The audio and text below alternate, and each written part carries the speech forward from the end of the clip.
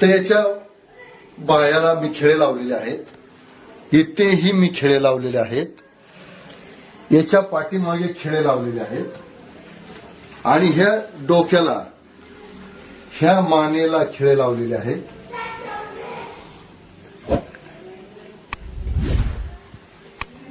ह्या मानेला खिळे लावलेले आहेत.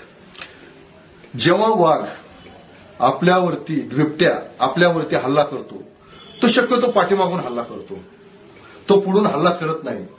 आणि जर पुढून हल्ला झाला तर आपण सावध असतो आणि जर आपण त्यावेळेस उभा राहिलो तर बिबट्या हल्ला करणार नाही, आपण त्याच्याकडे पाहिलं तर.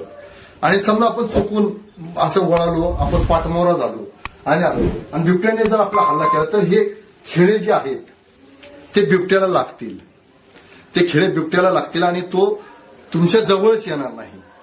त्याला जमणारच नाही तुम्हाला स्पर्श करणं आणि ऑटोमॅटिकली तो तुमच्याजवळ लांब राहील आणि तुमचा मानेपर्यंत तो पोहोचू शकणार नाही.